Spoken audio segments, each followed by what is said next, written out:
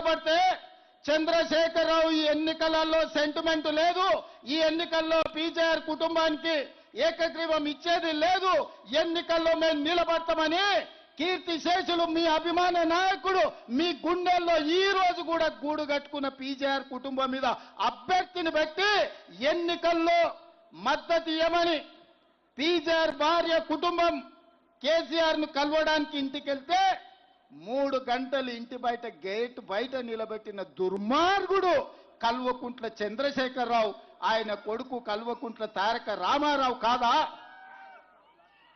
మంచి సాంప్రదాయం. ఎవరైనా ఎమ్మెల్యేలు చనిపోతే ఆ కుటుంబానికి ఏకగ్రీవం ఇచ్చే సాంప్రదాయాన్ని తుంగలో తొక్కి ఉప ఎన్నికలు తెచ్చి ఈ ఖైరతాబాదే కాదు, పార్లేరులో రామరెడ్డి వెంకటరెడ్డి చచ్చిపోయినా, నారాయణఖేడ్లో కిష్టారెడ్డి చచ్చిపోయినా, ఆనాడు పార్లేరులో రామరెడ్డి వెంకటరెడ్డి సతీమణి నించుంటే ఆ సతీమణికి వ్యతిరేకంగా అభ్యర్థిని పెట్టి ఎన్నికల్లో ఓడించింది కేసీఆర్ కాదా? నేను ఇవాళ అడుగుతున్న తండ్రి కొడుకులను, ఆనాడు మీకో నీతి, ఈనాడు మాకో నీత? నీ జాతికి అసలు నీతి ఉందా?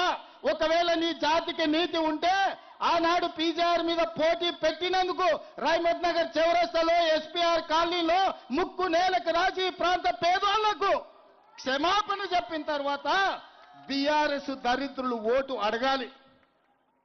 ఇవాళ మిత్రులారా మీరు ఆలోచన చేయండి.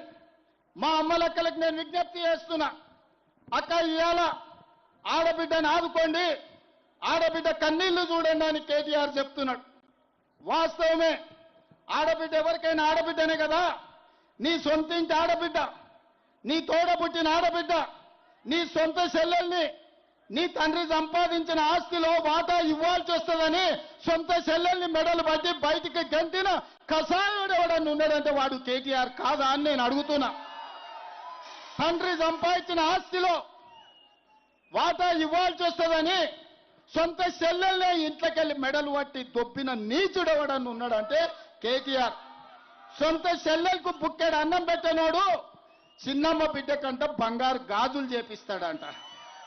ఈయనంట మాగంటి సునీతమ్మని ఆదుకుంటాడంట.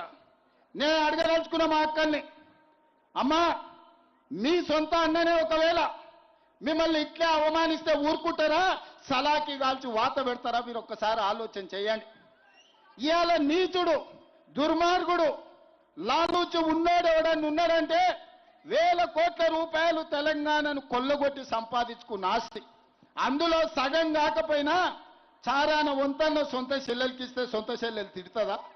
ఇవాళ సొంత చెల్లెలు ఆదిలాబాద్ నుంచి మొదలు పెడితే అలంపూర్ వరకు తిరిగి నన్ను మా అన్న వీధిన పడేసిండు, నా తండ్రి సంపాదించిన ఆస్తిలో సిల్లి గవ్వ నాకు ఇయ్యలేదు, ఈయన్ని బొందబెట్టురని సొంత చెల్లెలే తిరుగుతుంది. ఇవాళ ఈయన వచ్చి మహిళా సెంటిమెంట్ గురించి మాట్లాడుతున్నాడు. మహిళా సెంటిమెంట్ గురించే మాట్లాడాల్సి వస్తే, మహిళలకు జరిగిన అన్యాయం గురించి మాట్లాడాల్సి వస్తే, మంత్రివర్గంలో ఒక మహిళకు 5 ఏళ్లు మంత్రి పదవి ఇయ్యలే కేటీఆర్. దానికి సీపూర్ దెబ్బలు కొట్టాలనా లేదా మా అక్కలు ఆలోచన చేయాలి. మా అక్కలు శాతగానోళ్ళ ఇండ్లు నడుపుతలేరా, కంపెనీలు నడుపుతలేరా, విమానాలు నడుపుతలేరా, బస్సులు నడుపుతలేరా, ఈ ప్రపంచాన్ని ముందుకు పరిగెత్తిస్తలేరా? ఇవాళ ప్రపంచాన్ని నడిపించే శక్తి కాంగ్రెస్ పార్టీని ఇందిరాగాంధీ నడిపించింది. కాంగ్రెస్ పార్టీని 25 ఏళ్లు సోనియా గాంధీ నడిపించింది. ఇవాళ కాంగ్రెస్ పార్టీని ప్రియాంక గాంధీ ముందుకు నడుపుతుంది, రాహుల్ గాంధీకి అండగా నిలబడి. ఇవాళ ఒక పక్కన కాంగ్రెస్ పార్టీ సోనియా గాంధీ, ఇందిరాగాంధీ, అదే విధంగా ప్రియాంక గాంధీ మహిళా నాయకత్వం ఇచ్చింది. ఈ దేశానికి రాష్ట్రపతిని కాంగ్రెస్ పార్టీ మహిళను చేసింది. ఈ దేశానికి మైనారిటీ జాకీర్ హుసేన్ ను 3వ రాష్ట్రపతిగా కాంగ్రెస్ పార్టీ చేసింది. ఇవాళ మా మంత్రివర్గంలో మీకందరికీ తెలుసు, సీతక్క ఇవాళ ఒక గొప్ప మంత్రిగా, కొండా సురేఖ గారు ఇవాళ మా మంత్రివర్గంలో ఉన్నారు. కాంగ్రెస్ పార్టీ అధికారంలో ఉంటే మహిళలకు గౌరవం ఉంటుంది. ఇవాళ ఇదే కాదు, మా అక్కలు నేను అడుగుతున్నా, అక్క 10 ఏళ్ళు ఈ పనికిమాలినోడు ఎవడైనా రేషన్ కార్డు ఇచ్చిండా రేషన్ కార్డు? వాళ్ళు అయ్యే జాగిరా? మీరేమన్నా గజ్వేల ఫామ్ హౌస్ అడిగినరా, లేకపోతే జన్వాడలో ఏమన్నా 2 ఎకరాలు అడిగిర్రా? మేము పేదోళ్ళమయ్యా, మాకు రేషన్ కార్డు ఇస్తే బియ్యం వస్తాయి, మాకు రేషన్ కార్డు ఇస్తే ఇవాళ సాదర వస్తుంది.